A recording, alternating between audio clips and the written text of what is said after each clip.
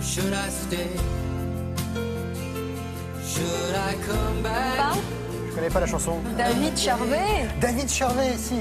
Oui, qui s'était mis aux aux États-Unis, qui s'était mis à la chanson. Alors pendant toute la période hivernale, notre sportif de Télématin, Grégoire Tourneau, reste perché sur sa montagne pour jouer dans la neige. Et quand il redescend sur notre plateau, ça lui arrive, eh bien c'est pour nous faire découvrir de nouveaux sports. Et cette fois, Greg, vous avez dégoté une technique de ski que l'on peut pratiquer même sans remontée mécanique. Alors là, vous nous avez tout fait. Remontée mécanique naturelle. Ça s'appelle le ski joring. C'est un terme scandinave qui se traduirait par ski tracté, en l'occurrence, par un cheval, skijoring, comme on dit en Suède. Par un cheval. Un cheval. C'est en Suède qu'on a découvert les premières traces, il y a 2500 ans avant Jésus-Christ. C'était un moyen de locomotion au départ. On utilisait d'abord des rennes, ensuite des chevaux. Après, du transport au sport, il y a eu plusieurs millénaires. C'est devenu un sport de compétition au début du XXe siècle. En fait, les Britanniques découvrent les joies des sports d'hiver à Saint-Moritz, en Suisse. Ils sont grands fans de sport équestre. Ils organisent des courses de ski tracté derrière un cheval.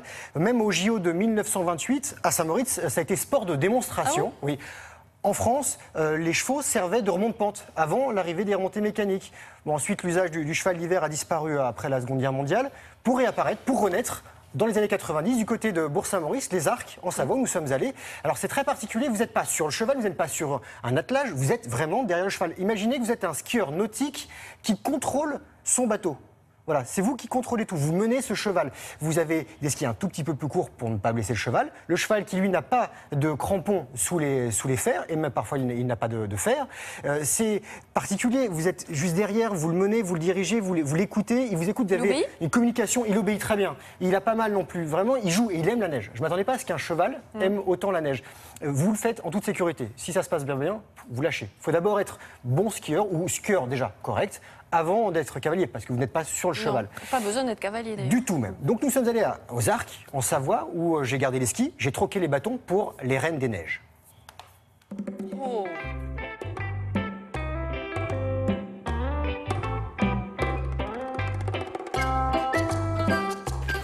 Non, qu'est-ce que tu vas où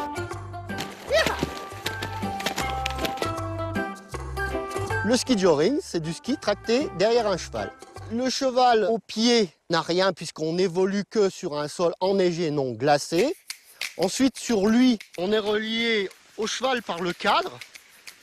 Le cadre est fixé avec le harnais au niveau du cheval. On a deux poignées qui permettent la direction, gauche et droite, avec les guides. Et là, c'est une petite jupette pour pas se prendre de la neige. Et ça, c'est la toile pour éviter la projection de neige à vive allure. La position du skieur. La position du skieur, c'est celle qu'on a en ski, c'est-à-dire les bras en avant, comme si on avait les bâtons et fléchis sur les genoux. Les skis ne doivent pas dépasser 1,60 m pour ne pas blesser le cheval. Et si ça va pas? Si ça va pas, tu lâches. Attends-moi. Attends, Jacques. Alors tu sais pas quoi? Non. À toi de jouer. Non, Je te laisse faire. Non, lâche pas. Tu vas où? Vas-y, débrouille-toi, Greg. Youhou. C'est un remonte-pente totalement écolo. Les allures sont le pas, le trot, le galop. Les allures maximales sur neige sont à peu près de 50-55 km/h, alors qu'elles sont de 68 km/h sur un terrain normal. On va corser un peu l'affaire et on va mettre des piquets de slalom. Et tu vas slalomer entre les piquets. Le ski joring, à la base, était un moyen de locomotion. C'est devenu un sport avec des compétitions qui sont la maniabilité, le slalom et la vitesse. Le type de neige pour pratiquer le ski joring, c'est de la neige qui est essentiellement damée. On ne peut pas faire du ski joring dans la poudreuse. Voilà, parfait. Pas mal, hein? C'est super. J'adore. Les chevaux les plus adaptés sont les races nordiques, mais en règle générale, tous les chevaux peuvent pratiquer le ski joring. Le plaisir que l'on a quand on pratique le ski joring, c'est d'abord d'évoluer dans des endroits vierges, en dehors des domaines skiables. Et la deuxième chose, c'est qu'on évolue derrière le cheval et on a l'impression de se fondre dans un troupeau de chevaux lorsqu'on glisse derrière. Alors, tu vois, Greg, ce qui est sympa, là, c'est le côté nature, communion, tranquillité avec le cheval. Au milieu de, tu vois, ces paysages qui sont grandioses, là, regarde. Non, on est au pied de la station, mais en pleine nature, en fait. Exactement. Le cheval a permis la conquête de l'Ouest américain, mais aussi du Grand Est savoyard. le skieur n'est jamais attaché derrière le cheval, donc à tout moment il peut lâcher. Et le système de harnais que le cheval porte sur lui, pareil, ne risque pas de s'emmêler dans les membres du cheval. Donc on évolue en toute sécurité. Dans le ski joring, le skieur qui évolue derrière a un rôle actif, puisqu'il est toujours en train de diriger son cheval et de gérer sa glisse avec le cheval.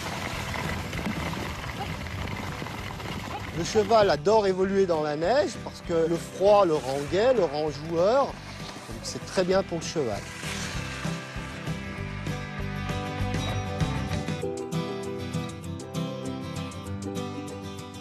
Bah oui, on se roule dans la neige. Bon, attention au cheval quand vous tombez quand même derrière. Hein. Le cheval est vide, celui de derrière. Il y a une distance de sécurité. Tout est bien fait pour faire de belles balades. Parce que vous partez en balade pour 2 heures ou faire une initiation en carrière, notamment donc aux Arcs. Vous allez voir Jacques, qui est le pionnier du ski joring en France. Il va tout vous expliquer, même si vous êtes un petit enfant, parce que vous pouvez en faire à partir du flocon. Voilà, faut tenir sur ses skis avec un poney. Moi, j'avais un double poney vu ma taille. Mais c'est vraiment des sensations très exceptionnelles. Moi qui aime d'habitude la vitesse ou les sauts ou le freeride, hein, là, c'est vraiment en pleine nature, du ski, proche de la station, mais dans un petit cocon. Et les très bons skieurs peuvent skier avec des pur sang. Alors, à Saint-Moritz, ils font des courses avec des pur sang, ça va encore plus vite. Merci beaucoup Grégoire. Vous avez